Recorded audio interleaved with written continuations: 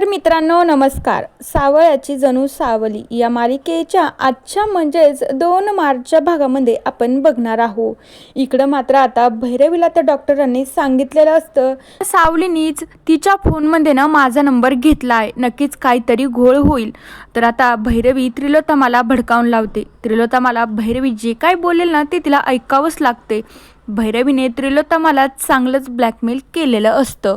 आता त्यावेळी भैरवी त्रिलोत्तमाला सांगू लागते की त्या साखरे डॉक्टरांचा नंबर सावलीने तिच्या मोबाईलमध्ये घेतला आणि तिने जगन्नाथजीला पाठवला आहे. तर आता त्रिलोत्तमाचं डोकंच फिरतं. तर भैरवी म्हणू लागती की आता जर तुझ्या सुनेनं असं काही जर केलं आणि काही जर समोर झालं ना तर बघ मग त्रिलोत्तमा जा आणि सावलीला जाऊन विचार की तू जगन्नाथजीला नंबर कुणी पाठवला, तूच पाठवला तर का पाठवला असं तू विचार. तर त्रिलोत्तमा सावली आणि सारंग ज्या रूममध्ये असतात त्या रूममध्ये येते आणि डायरेक्टली सावलीचा फोन चेक करायला सुरुवात करते. आणि मग त्रिलोत्तमा डायरेक्टली सावलीचा मोबाईल बघते आणि सावलीनं जो नंबर साखरे डॉक्टरांचा जगन्नाथजीला पाठवलेला असतो त्रिलोत्तमा मात्र तेच काढते. चंद्रकांत देखील त्यावेळी तिथेच असतो. तर आता सारंग म्हणू लागतो की अगं आई काय झालंय, सावलीचा फोन चेक करण्या इतकं काही झालंय का, मला सांग ना तू.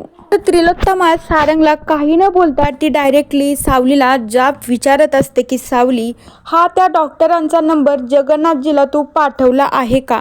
तर चंद्रकांतला ही कळत नसतं नेमकं त्रिलोत्तमाला काय झाले. जेव्हापासून ही भैरवी घरात राहण्यासाठी आली त्रिलोत्तमा डायरेक्टली बदलूनच गेली. तिचं बोलणं, घरच्यांवर रिॲक्ट होणं, तर भैरवीचं सगळं काही ऐकणं मला तर काही कळतच नाही आहे. तर आता सावली फक्त त्रिलोत्तमा जो नंबर दाखवते त्याच्याकडे बघतच राहते. दुसरीकडे जेवण करण्यासाठी सगळेजण बसलेले असतात. तर आता भैरवी मात्र घरच्यांना एक सल्ला देते. म्हणू लागते की आता सावलीचं रेकॉर्डिंग वगैरे तर मस्त जोमात चालू आहे. मला काय वाटतंय माझं तुम्ही ऐका, मी तुम्हाला एक सल्ला देते. कारण की ना आता सावलीच्या मागं तर खूप कामं चालू झाले. मला असं वाटतंय घरात असं कुणीतरी आणा तुम्ही की जे या घराला आपलं समजून, आपले माणसं समजून काम करेल. त्रिलोत्तमा काहीच बोलत नाही, ती भैरवीकडे बघतही नसते. तर भैरवी म्हणू लागते काय ग त्रिलोत्तमा, माझा सल्ला कसा वाटतोय तुला, सांग ना जरा मला. तर त्रिलोत्तमा फक्त भैरवीकडे बघू लागते. तिला काहीच कळत नसतं मी नेमकं आता बोलू तरी काय. सावलीला मात्र खूप वाईट वाटत असतं. तर तेवढ्याच वेळामध्ये आता अमृता म्हणू लागते हो ना, मला भैरवीजीचं म्हणणं ना चांगलंच पडतंय. कारण की बघा ना आता माझ्या डिलेवरीची डेट पण जवळच आली आहे. त्याच्यामुळे मला तर आता काही करताच येणार नाही, तर सगळा लोड सावलीवरच पडेल. तर मला असं वाटतंय की खरंच भैरवीजी म्हणताय ना ते बरोबर आहे. आपण एखादी बाई मात्र घरामध्ये कामासाठी ठेवूया.